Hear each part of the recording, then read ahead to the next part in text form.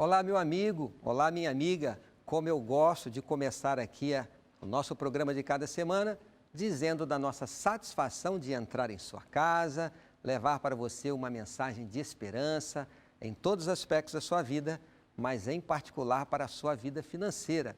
E, claro, agradecer de coração porque você está ao nosso lado, pela confiança que você dedica ao nosso trabalho e a certeza de que, juntos e com a bênção de Deus, podemos viver sim com qualidade de vida. Esse é o nosso desejo e a nossa esperança para você, quando nós viemos aqui a cada semana trazendo um conteúdo construtivo para a sua vida.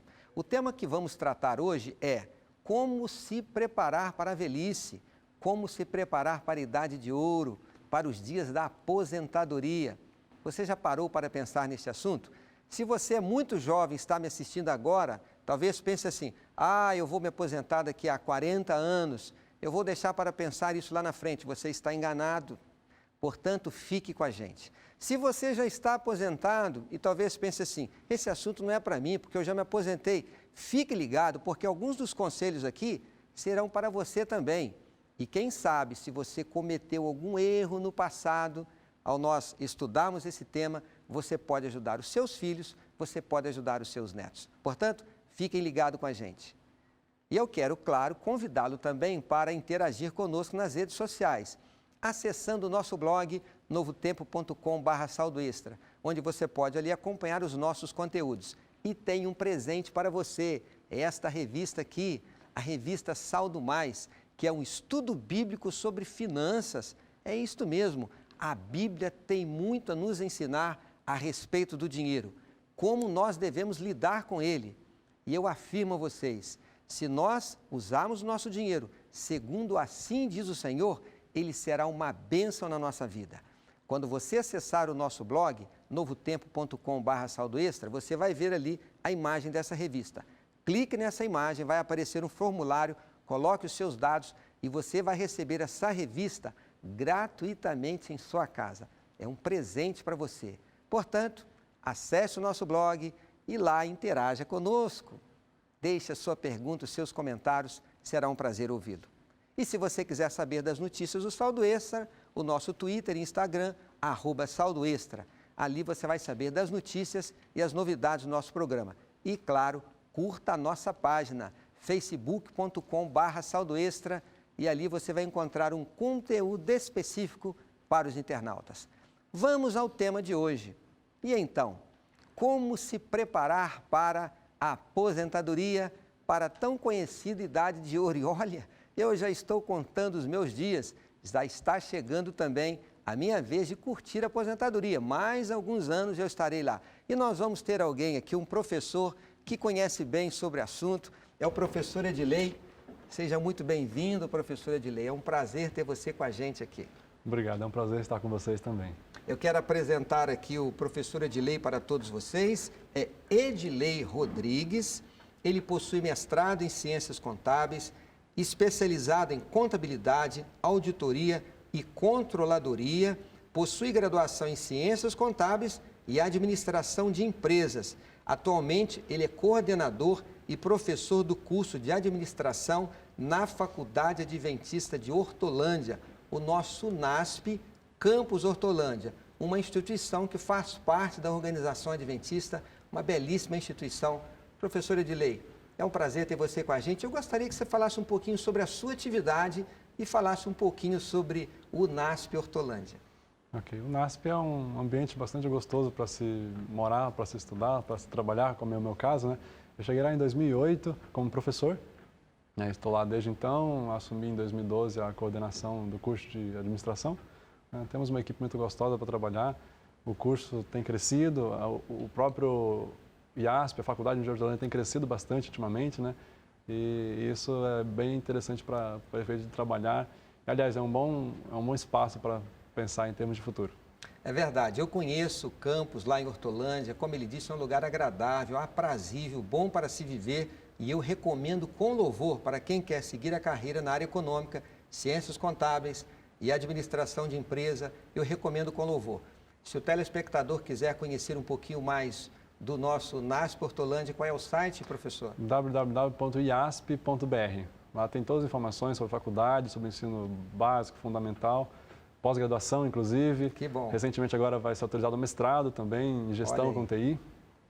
Que bacana, que Deus abençoe, professora Edilei, o trabalho de vocês. Bom, vamos ao nosso tema de hoje, que é importantíssimo, como se preparar para a velhice. Mas como introdução, professor, para o nosso diálogo, nós somos às ruas saber se a população está preocupada com este assunto. Vamos acompanhar esse vídeo.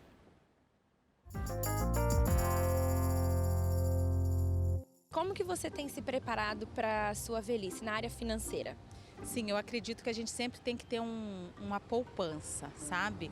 Você mexer o necessário às contas, mas você sempre ter uma reserva para pensar justamente no futuro das minhas filhas, né? Então eu já me preparo já bem antes. A gente, né, sempre procura poupar um pouquinho, gastar o que é necessário, né? Não sair fora do... né? A gente ganha um X, não pode gastar mais do que isso, né? Guardo dinheiro na conta, às vezes ao invés de eu gastar com bobeira, assim, que eu vejo que eu posso guardar para poder usar futuramente, eu vou e guardo. Porque a gente tem que levar em consideração que quando esse plano de previdência, essa questão de aposentadoria foi feito, isso foi na época do Getúlio.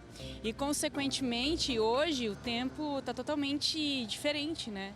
A conjuntura econômica hoje é diferente, né? Não corresponde ao que era para ser, né? Eu penso bastante em fazer alguma coisa para quando eu ficar mais velha, ficar bem estabilizada. Tem algum plano já de título, essas coisas, mas nada assim tão agressivo, vamos dizer assim, uma coisa mais moderada. Então, eu tenho que começar a pagar, né, porque eu sou autônoma, o meu INSS, né, porque é muito importante. E a única coisa que eu fiz até agora foi um plano funerário. Você se imagina uma pessoa ativa, mesmo aposentada, ou só usufruindo da aposentadoria? Ativa, totalmente. Eu sou muito ativa, trabalhando. A gente só pensa em trabalhar, tem que trabalhar.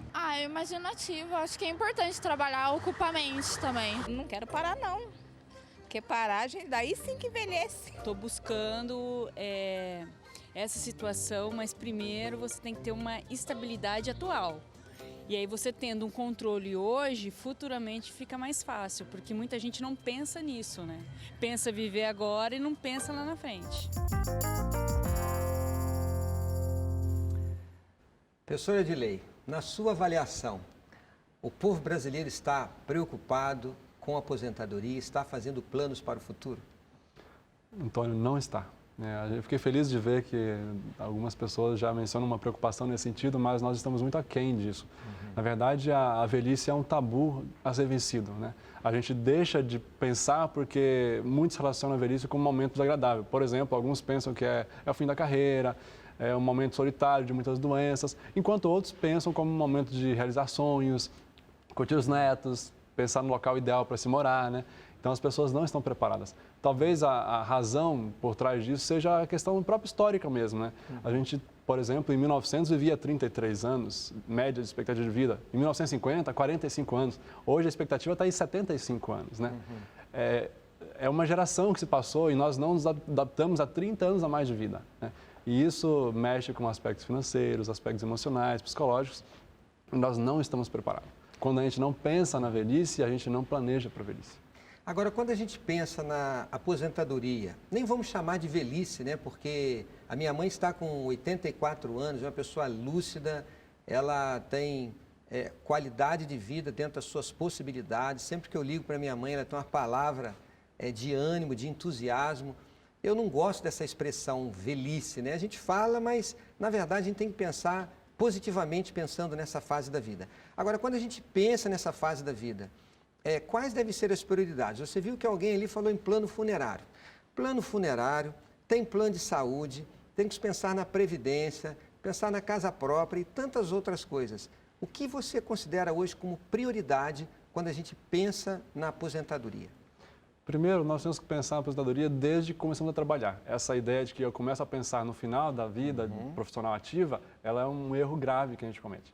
Então, alguns elementos importantes nesse processo de pensar o futuro, né? Primeiro é estabelecer o que eu quero para o futuro. Por exemplo, se eu quero ser alguém que vai viajar muito, passear, eu preciso pensar em trabalhar isso hoje. Se eu penso em ter qualidade de vida, eu preciso pensar hoje. Então, alguns elementos são fundamentais. Uma delas é a qualidade de vida. É isso que estabelece o quanto eu vou ter de doenças ou não no futuro. Preciso pensar num plano de saúde, né? A previdência privada, por exemplo, é uma alternativa interessante porque a gente conhece historicamente a dificuldade que se tem de viver com um salário menor. Uma coisa que nós não pensamos é que quando a gente se aposenta, o salário reduz, né? Não é o valor da ativa que você entra na aposentadoria. É importante pensar em algo complementar a isso, né? O plano de saúde, por exemplo, a fase da velhice, a fase idosa, é uma fase que aumenta os gastos com idas a hospitais, por exemplo, e depender do Sistema Único de Saúde nem sempre é a melhor alternativa, né? Um outro aspecto interessante e que é fundamental é pensar também nos relacionamentos, né? Preciso pensar em relacionamentos saudáveis com amigos, com os filhos, porque é na velhice que eu vou curtir essa fase, né? A preocupação desenfreada em ter ou em, por exemplo, conseguir status, muitas vezes faz com que a gente perca o tempo com os filhos, com a esposa, com o marido, e isso vai custar caro na velhice, né? Isso é um aspecto importante também para a gente pensar. Você mencionou algo que eu considero fundamental. Se eu quero saber como eu vou estar com a minha saúde daqui a 10, 15, 20 anos lá na aposentadoria, eu tenho que avaliar o meu estilo de vida hoje. Se eu respeito os princípios de saúde, eu certamente terei boa qualidade de vida na questão saúde no futuro. Mas se eu vivo aquela vida atrapalhada, não durmo direito, vivo trabalhando, não pratico exercícios físicos, tenho uma alimentação inadequada, a fatura vai ser cobrada, né, professor Edilei? Vai ser cobrada, perfeitamente. Hoje nós temos historicamente já de que pelo menos uma doença crônica você leva para a fase a partir da aposentadoria, 65 anos.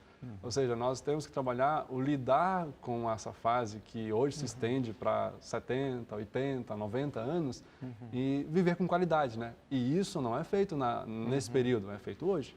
A qualidade com saúde, com relacionamentos saudáveis, começa hoje. Você falou um pouquinho sobre expectativa de vida e, claro, nós queremos viver com qualidade de vida hoje e no futuro.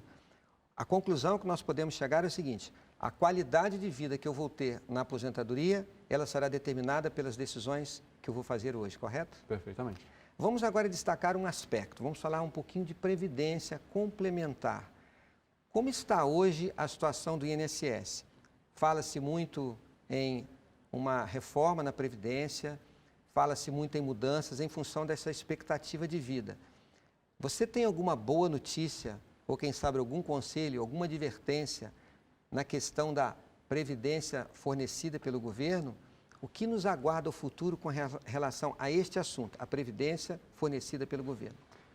Esse é um assunto importante para se pensar, né? A previdência ela começou de uma forma que funcionava bem, em que um grupo ativo atendia a população que não trabalhava mais, e acontece até hoje, porém a população envelheceu, nós temos menos pessoas na ativa para atender aos idosos, que são a maioria, vivendo mais. Isso é um aspecto importante. Portanto, a Previdência não dá conta mais de atender a essa proposta e está fechando no vermelho em bilhões de reais anualmente, né?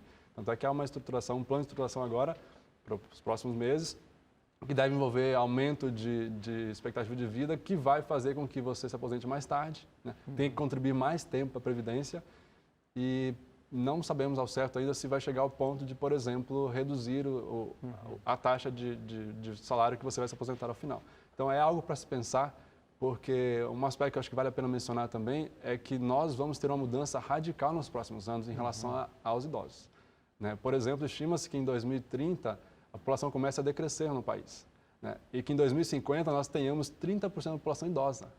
Isso quer dizer que eu vou triplicar o que nós temos hoje, que são cerca de 12%, e o Brasil não está preparado para atender essa demanda, né? Então, pensar nesse futuro é importante, inclusive pensando em previdência complementar. Eu não estou pensando em uma previdência que vai falir, mas que vai engessar, endurecer as formas de acesso a esse valor que você recebe ao final, até porque a expectativa aumenta e eles diluem esse valor ao longo do tempo, né? Agora, pensando então numa renda complementar, uma vez que eu não posso depender da aposentadoria do INSS, vamos dizer dessa forma, aposentadoria do governo. Você já mencionou a possibilidade de redução, isso já é uma certeza, que será menor do que o salário que eu tenho hoje, até porque existe uma limitação, né, professora Edilei? Até 10 salários mínimos, correto? Correto. E muitas pessoas hoje têm um padrão de vida elevado. Então, existe uma limitação independente da contribuição que ela tenha hoje. Então, já tem a problemática de vou ter que contribuir mais, a redução da renda. Pensando nisso, o que você recomenda? Qual é o melhor caminho para eu ter essa renda complementar lá na aposentadoria? Seria procurar uma previdência complementar ou fazer um investimento, uma aplicação de longo prazo? O que você recomenda? Primeira coisa, Antônio, é pensarmos no perfil do investidor, né? Eu preciso pensar em que perfil eu tenho, se eu sou mais controlado, se eu não sou tão controlado assim. Por exemplo, previdência é um bom negócio. Previdência complementar, ela tem possibilidade de dedução do imposto de renda, né? Ou no curto prazo ou no longo prazo, em que os valores reduzem e isso automaticamente aumenta a minha rentabilidade. Hoje, inclusive, é um bom negócio, né? Eu tenho, por exemplo, investimentos de longo prazo, como os CDBs, os CDIs, os títulos do Tesouro, que são propostas interessantes pensando no futuro em termos de retorno a longo prazo. Esses são aspectos que a gente precisa pensar. De fato, o salário vai reduzir, né? Isso é uma certeza que nós temos. Os gastos com saúde, remédios vão aumentar. Então, um aspecto importante também é se preocupar em ter uma casa própria. Né? Eu preciso terminar a minha fase ativa tendo um local para morar, inclusive pensando num local que seja o ideal para a minha fase de curtir os sonhos e fazer aquilo que eu não consegui fazer na fase ativa. Eu quero voltar a esse assunto da casa própria, porque eu acho ele fundamental. Mas voltando a este assunto da renda complementar na aposentadoria, eu posso optar sim por uma previdência complementar. E vale dizer, né, professora Edilei, ao telespectador que existem duas categorias de previdência complementar, a previdência fechada e aberta. Fechada é aquela por categoria, ou quem sabe da organização da empresa onde a pessoa trabalha. Eu entendo que esta é a mais recomendada pelo fato dos custos administrativos serem menores, correto? Correto. E então a previdência complementar é sim uma excelente opção.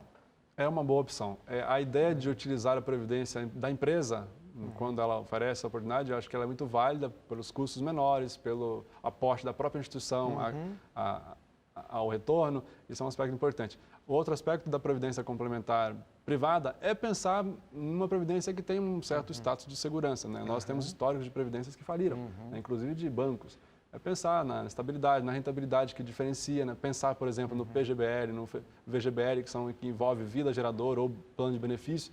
A diferença básica é em relação à forma que eu tenho de restituição desse valor ao final, né? Quando eu penso no vida gerador de benefício livre, eu penso num valor em que é mais recomendado para quem, por exemplo, ganha uma renda menor e porque você usa desconto simplificado, né, e você utiliza o pagamento nesse sentido e recebe esse montante ao final. E tem o PGBL, que é uma proposta em que você consegue abater do imposto de renda ao final e paga sobre todo o valor, né? Então é importante perceber essa categoria, até para que a gente não tenha alguma dificuldade ao final, mas todas elas permitem que você receba um montante de uma vez, ou você defina um prazo, eu quero receber isso em 5, 10 anos, ou até você vir a falecer. O professor Edilei citou aqui alguns termos técnicos. Não se assuste com essa sopa de letrinhas. Agora, lembre-se do que ele disse. Informação é fundamental. Antes de você optar pelo seu plano de previdência complementar, se informe, converse com a instituição que está oferecendo o plano, conheça o contrato, a forma de remuneração, verifique realmente se a sua empresa, a sua organização está fazendo uma contribuição complementar, porque isso vai reforçar o valor que você vai receber no futuro. Portanto, informação é fundamental. Busque alguém que conhece do tema, procure informações para que você tome a decisão certa, mas fica como recomendação a previdência complementar. Agora, além disto, nós temos que pensar também numa reserva financeira, correto? Porque eu posso necessitar comprar um carro, trocar de carro, fazer uma mudança. E aí nós entramos como recomendação, né, professor? Aqueles investimentos mais conservadores. Que tipo de modalidade de investimento seria o mais recomendado? Porque nós temos Bolsa de Valores, nós temos, você falou em CDB, você falou em RDB, nós temos fundos de investimento, temos renda fixa, temos caderneta de poupança. O que você recomenda para quem pensa na aposentadoria, lá na frente? Nós temos Ou seja, só quero reafirmar, no longo prazo. Nós temos algumas possibilidades que interferem em relação à taxa Selic, por exemplo, né? Então, a depender do momento econômico, eles são mais ou menos atrativos. Por exemplo, a poupança, ela foi muito atrativa alguns tempos atrás. Hoje, se questiona a atratividade dela porque a taxa Selic 14,25, muitos fundos de investimentos conservadores conseguem atender a essa demanda com um pouco mais de rentabilidade. A longo prazo, é importante pensar em investimentos que sejam conservadores e sejam indexados a taxas de juros que tenham uma certa segurança, por exemplo, a Selic. Por quê? Porque isso vai ter menos problema em termos de economia, oscilações econômicas que acontecem com certa frequência, ainda mais no país em momentos de crise como o nosso. Poupança a longo prazo não é um investimento tão interessante. Eu pensaria em, por exemplo, CDBs, né, certificados de depósitos bancários, que são indexados, são seguros, e não teria tanto problema nesse sentido. Bolsa de valores, por exemplo, por mais que ele seja interessante, falando da minha área, a área contábil e administrativa, ela é arriscada em termos de pessoas que não têm um conhecimento devido da área.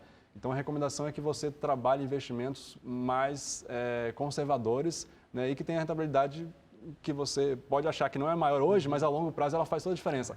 A gente não faz cálculos muitas vezes, mas mesmo a poupança, quando você coloca aportes mensais, um valor que você coloca todo mês na poupança para garantir uma reserva, a longo prazo isso faz muita diferença. Por exemplo, uma outra opção que é bem atrativa no momento é o Tesouro, né? Aplicações que têm a segurança, por ser lastreado também nas taxas de mercado, como a Selic, por exemplo, e você consegue boa rentabilidade. Hoje está em torno de 10%, 11% ao ano, né? E isso a médio prazo é interessante. Reforço, a vantagem da Previdência é que você coloca lá por 30 anos e vai fazendo aportes mensais.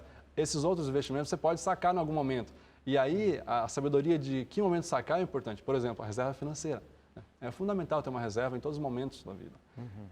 E quanto mais se aproxima da fase que você para a fase ativa de trabalho, ela precisa de estar um pouco maior, né? Estima-se hoje que o ideal seria ter uma reserva de 25%, né, para cada pessoa. A gente às vezes não faz isso, mas pensar em uma reserva é fundamental. Por quê? No momento de crise, troca de carro, adoece um filho, eu preciso ter alguma outra dificuldade que surge, se eu não tenho uma reserva, eu tenho que recorrer a empréstimos, financiamentos, e isso muitas vezes gera problemas de que você leva anos ou às vezes nunca recupera o problema financeiro. Eu acho que a gente poderia resumir, professora Edilei, dizendo o seguinte: faça uma reserva, quem sabe pensando nesses imprevistos ou em planos pequenos, de curto, médio prazo, que tenha uma boa liquidez, que você possa sacar sem pagar muito imposto para esses imprevistos. Agora, pensando na aposentadoria, nós podemos recomendar renda fixa, pós-fixado, certo? Para que haja uma proteção do seu recurso e opte por Tesouro Direto, seria uma opção interessante, né? E que esse recurso seja o da aposentadoria, não para os imprevistos. Ou seja, tem uma reserva para os imprevistos, tem uma reserva financeira pensando no futuro e a previdência complementar. Casa própria, você tocou neste assunto. Imagine que alguém vai comprar o seu primeiro imóvel. Eu não preciso necessariamente, ao comprar o meu primeiro imóvel, estar pensando no imóvel da aposentadoria, certo? Eu posso dizer que existe uma diferença do primeiro imóvel para o imóvel da aposentadoria? Posso sim. O primeiro imóvel normalmente é aquele que você compra para ter um imóvel, né? Para morar, para fugir do aluguel. Muitas vezes ele é um aporte para você dar uma entrada para um imóvel melhor. Eu acho que é importante pensar nisso sim. O imóvel da aposentadoria é aquele imóvel que você planeja no bairro que você gostaria de viver, na cidade que você gostaria de morar, né? E muitas vezes o custo dele é diferenciado do que você pode pagar agora, mas é importante diferenciar assim. O primeiro imóvel tem uma característica, né? O segundo imóvel, às vezes, é um passo intermediário até aquele que você se aposenta. Há pessoas que acabam optando por ter mais de um imóvel e depois, no futuro, eles vendem os dois e adquirem uma casa. Uma alternativa que nós não mencionamos, que é interessante também, é ter, por exemplo, imóveis como alternativa de renda, né? Essa é uma proposta interessante. Mas é importante, sim, pensar que o imóvel de hoje não necessariamente precisa ser o imóvel que você vai morar para a vida inteira. Até porque, na fase ativa de trabalho, podemos trocar de cidade, trocar de estado, né? E esse imóvel talvez tenha que ser vendido, ou eu retorno somente no final para morar nele. Eu poderia dizer assim, professora Edilei, o imóvel de hoje, ele vai ser um investimento para eu fugir do aluguel. Não pensar em luxo, em conforto, pensar em praticidade, que seja bom para eu me locomover, pensar na logística, para o trabalho, para os estudos, ou seja, fugir da despesa e algo que me ajude. Agora, pensando na aposentadoria, aí entra, perto, quem sabe, de um hospital, de clínica, porque nessa fase da vida necessariamente vai precisar de uma assistência médica mais próxima. Pensar também no tipo de imóvel. Eu visitei recentemente um casal de aposentados e a mulher me disse assim: eu vou mudar dessa casa, que a casa é muito grande, eu estou com 72 anos, já não tenho forças para limpar o imóvel. Isso para pensar também, não pensar em um sobrado que tem muita escada, porque isso vai trazer alguma dificuldade de locomoção, ou seja, agir com sabedoria e pensar, hoje eu penso na residência funcional e prática, e o imóvel para usufruir dos bons dias da minha vida no futuro. Pensando em saúde, que conselho você dá para a gente encerrar? Pensar hoje o estilo de vida que eu quero para o meu futuro. A gente esquece às vezes que envelhecer é inevitável, né? A gente é jovem, quer ser adulto. É adulto, não pensa em envelhecer. Mas os hábitos que eu adquiro hoje, na vida corrida ou não que eu tenho, vão influenciar diretamente na minha saúde e minha qualidade de vida. Então, pensar hoje em prática de exercícios físicos, pensar numa alimentação saudável, pensar em bons relacionamentos, aspecto psicológico, né, social, isso vai interferir profundamente no meu futuro. E eu preciso começar a pensar hoje, porque muitas das doenças psicossomáticas ou crônicas, elas advêm das minhas escolhas não saudáveis hoje. É fundamental. Professora Edilei, muito obrigado pela sua presença, pela sua clareza de pensamento. Você viu que a conversa foi rápida, a gente poderia ficar aqui abordando outros temas, mas pelo menos despertou a consciência em todos de pensar no assunto. Obrigado. Que Deus abençoe lá o nosso NASP, envie o nosso abraço à direção do colégio e a todos os servidores do NASP. Que Deus continue abençoando o lindo trabalho que vocês estão fazendo lá. Obrigado, estamos à disposição. Eu quero concluir dizendo duas coisas. A primeira delas é o seguinte: a velhice, se é que nós podemos dizer assim, não no aspecto pejorativo, é também uma bênção de Deus. Sabe por quê? Porque a gente passa a vida inteira correndo e às vezes existe uma certa inversão de valores. A gente deixa de dar atenção aos filhos, deixa de dar atenção à saúde, deixa de valorizar aquilo que é realmente importante, como a nossa comunhão com Deus. Aí quando chega a aposentadoria, a gente deixa de pensar em roupas de grife, em carros de luxo. Você sabe o que um aposentado quer? Ele quer estar ao lado dos seus filhos e dos seus netos. Pergunte lá para minha mãe, o que ela gostaria mais de ter na casa dela? A presença dos filhos e dos netos. Na aposentadoria, os verdadeiros valores da vida afloram. A comunhão com Deus, a prática de exercícios físicos, uma boa caminhada ao sol, poder estar com os filhos e com os netos, ou seja, aquilo que é genuinamente importante na nossa idade de ouro aflora. Pense nisto hoje. Não deixe para cuidar da sua saúde e fazer aquela caminhada ao sol quando você estiver aposentado, porque a diferença que você vai ter de qualidade de vida lá vai depender daquilo que você fizer hoje. Que esta seja a grande lição a ser aprendida. E eu deixo com vocês um salmo, aliás, um verso do Salmo 90. Olha o que diz a palavra de Deus. Salmo 90, verso 12. Ensina-nos, Senhor, a contar os nossos dias, para que alcancemos coração sábio. Você sabe o que significa contar os nossos dias? É nós aproveitarmos cada dia de nossa vida. Pensarmos nisso que nós falamos aqui hoje, avaliar e fazer decisões corretas. Se você fizer isso a cada dia e pedindo a sabedoria que vem de Deus, você vai alcançar coração sábio para hoje, para o amanhã, para que você viva com qualidade e não se esqueça de ser um bom exemplo para os seus filhos e para os seus netos. Que Deus lhe dê esta bênção e esta graça. E obrigado por você estar conosco. Até a próxima semana, até o nosso próximo encontro.